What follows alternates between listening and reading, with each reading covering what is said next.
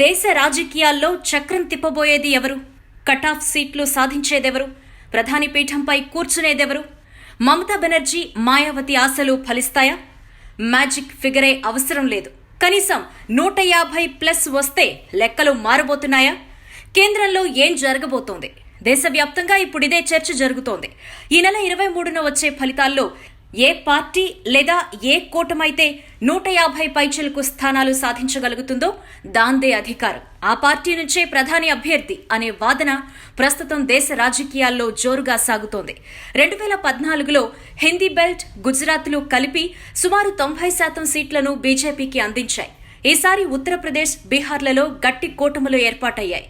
గుజరాత్, మహారాష్ట్ర, రాజస్థాన్, మధ్యప్రదేశ్, ఛత్తీస్గఢ్లో కాంగ్రెస్ పుంజుకుంది. అంటే బీజేపీ ఇక ఒడిశా, బెంగాల్, ఈశాన్యాల్లో సాధించాలి. కానీ ఈ రాష్ట్రాల్లో సాధించే స్థానాలు హిందీ బెల్ట్లో నష్టపోయే స్థానాల కంటే బాగా తక్కువ. బీజేపీ సొంతంగా ఎన్ని సీట్లు సాధించగలదు అనే అంశంపైనే విషయం మొత్తం ఆధారపడుతుంది.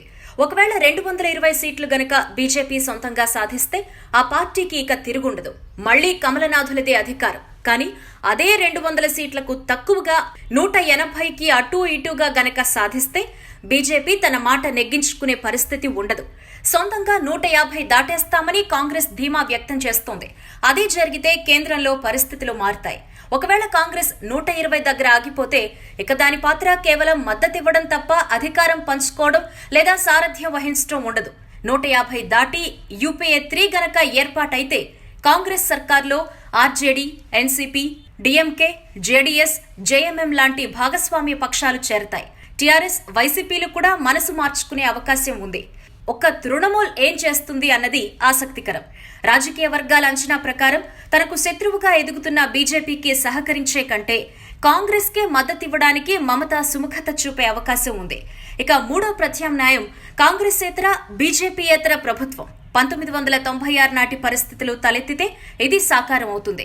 ఆనాడు బీజేపీకి 161, కాంగ్రెస్ కు 140 సీట్లు లభించాయి. అప్పట్లో నేషనల్ ఫ్రంట్ కి 79 సీట్లు, లెఫ్ట్ ఫ్రంట్ కు 52, తమిళ మానిల కాంగ్రెస్ ప్లస్ డీఎంకే కూటమికి 37, ఏజీపీ 5, ఇతర చిన్న పార్టీలు 19, మొత్తం 192 స్థానాలు యునైటెడ్ ఫ్రంట్ గా ఏర్పడ్డ కూటమికి దఖలు పడ్డాయి. దీనికి కాంగ్రెస్ 140 స్థానాల బలంతోడే 10 నెలల పాటు దేవేగౌడ, మరికొంతకాలం పాటు ఐకే గుజ్రాల్ ప్రధాని పదవిని చేపట్టగలిగారు. ఇప్పుడు కూడా అదే తరహాలో ఏర్పడే కూటమికి కాంగ్రెస్ కు మద్దతివ్వాల్సి ఉంటుంది. కానీ ప్రధాని పీఠంపై ఇప్పటికే బెంగాల్ సీఎం మమతా బెనర్జీ, బీఎస్పీ అధినేత మాయావతి కన్నేశారు.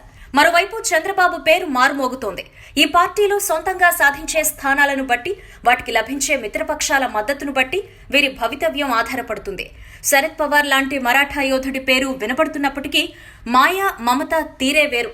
వీరిద్దరూ సంకీర్ణ సారథులుగా అణిగిమణిగి ఉంటారా అన్నది సందేహమే. మరి కేంద్రంలో ఎవరి బలం ఎంత? ప్రధాని ఎవరు? Wait and see.